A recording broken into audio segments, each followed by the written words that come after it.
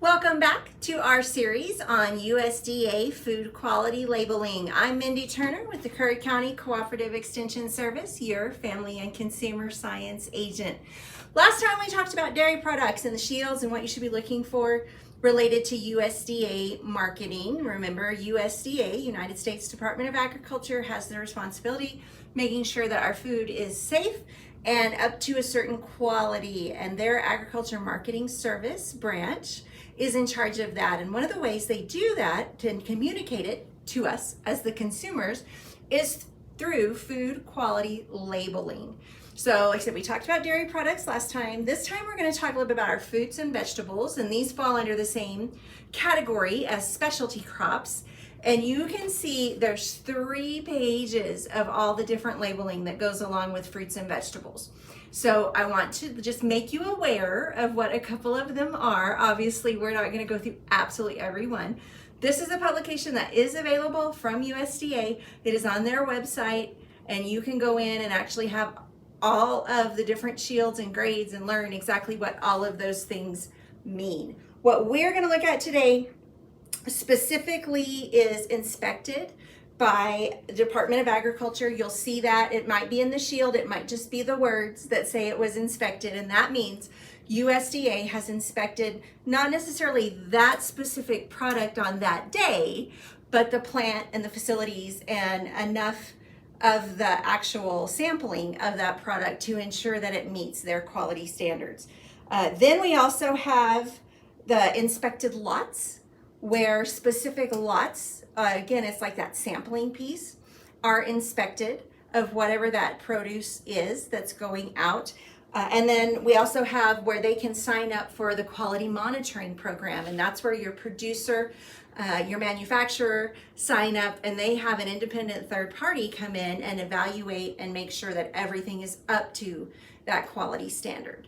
So USDA is watching out for us. They're making sure that everything is good for us and safe as it's distributed out. So we need to just be aware as we're out shopping when we go to purchase things. Now, obviously, fresh produce, it's a little harder. Most places now, you can actually go to their websites, find out how they're inspected, what all they do, or sometimes it will be on the card where it has the pricing per pound and all of that information. It might have that label there, even though the actual produce itself doesn't have a sticker on it. And then of course, things that are canned or frozen, or you're gonna look for those shields and that labeling from USDA to know what you're getting.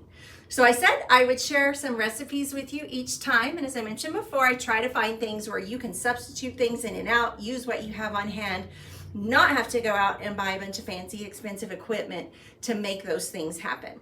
So what I'm going to share with you now, a couple of fun things that you can put together related to produce. The first one is stuffed peppers. Now, I am lazy. You guys all know I like shortcuts, and so stuffed peppers always seem like a lot of work to me. This is very simple. This is a traditional, the old Betty Crocker stuffed pepper recipe. It's very simple to put together. There's a couple different ways that you can tweak it to be something a little different if you really don't want to have to do all the work to stuff the peppers. But I'm going to show you, I did purchase a variety of colors for the peppers. Now, one of the things that created a quandary for me because they were all different sizes. So picking things that are going to be relatively uniform or the same size and shape for uniform cooking can be very helpful. So I have here, like this, look how gorgeous this guy is, my big orange pepper. So you're gonna wanna look, and I did try them out in the store. I stood them all up to see make sure they were flat on the bottom. If not, you may have to cut a little, make them even, or make sure you have a pan that you can set them down in all together. I did save, when I sliced the tops off, I saved my tops just so I could kind of show you very thin, just a little bit of the top to make sure I had plenty of bowl left from that pepper. Slice the top off, take a spoon, clean out all the veins, all the seeding, get that out of there. You can see this was the top off of my green one. And he is quite a bit smaller. That's what they had from the green, but he has the best smell. I gotta tell y'all, this green pepper smells fantastic. One of the tips that I saw in making these is that you can go ahead, once you get the peppers all cleaned out, stick them in the oven for 15-20 minutes and get them started cooking. Depends how tender you want your peppers on the other end. So what did we stuff them with? As I said, this is the traditional stuffed pepper recipe. So ground beef, browned with onions, a cup of rice cooked, and then a cup of tomato sauce. I added a little, you can also add garlic if you like just cracked pepper, whatever those extra flavorings you want are. If you're a big salt fan, you want to go ahead and put a little salt in it. I, a lot of times on the front end, don't put a lot of salt. Everybody can add salt later if they want it. But growing up with people who were dealing with different types of issues related to nutrition, I always cut back a little on the salt in the preparation piece. So that's all that's in here, okay? Plain old stuff. Mix it all together. Get it, once you've got it browned and you add all of that together in your skillet, let it sit, simmer a little bit, get all those flavors really meshed, stir it up, stuff it into your peppers. Okay, it's that simple. So then you're gonna take the whole thing with your stuffed peppers, cover it with foil in the oven. In the oven 10 minutes at 400. So then at the end of 10 minutes, take the foil off, let it go another 10 minutes uncovered. Then what I did is I just sprinkled the mozzarella on the top, okay? And you can always add a little more tomato sauce on the top as you're cooking it as well if you want to add that extra flavor. A little mozzarella on the top, put the foil back over it, let it melt down, okay? Didn't even have to stick it back in the oven. Got it all melty cheesy. You can use any kind of cheese you want. If you prefer an Italian sausage to go in there, if you don't do rice, or if you want to do brown rice or a long grain rice or quinoa or some other type of a grain, you can switch out and stuff them with whatever you want. Okay, but there's a lot, vitamin C, capsaicin, a lot of things that you can get from peppers that are good for you. And these obviously are not going to be hot. You can choose to stuff a hot pepper if you would like. Sometimes it's harder to find them large enough to really stuff. You might have to have a whole lot of little ones, but that's okay.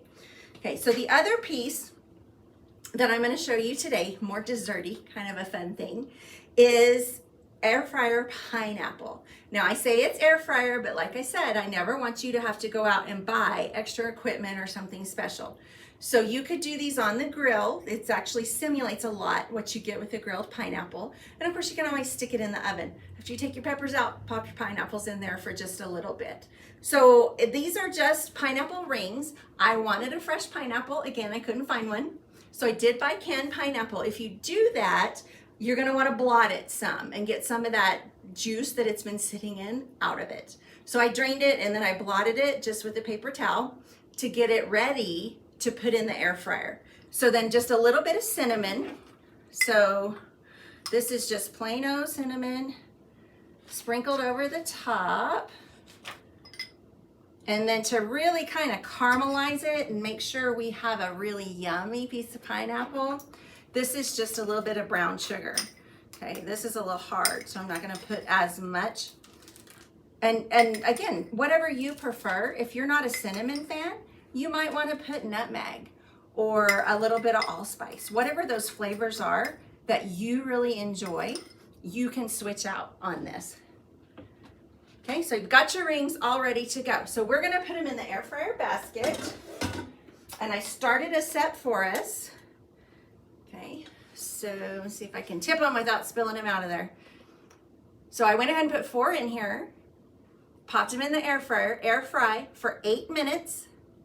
Now we're gonna flip them over and put them back in for 8 more minutes so that they'll be yummy, grilled, and ready to go. So if I can get them to flip over. So that's something that you can consider. If you don't like pineapple, there are lots of different fruits you can get that do well on the grill. Anything you can pop on the grill, you could do this way and put into the air fryer. So we pop those back in there and let them finish cooking.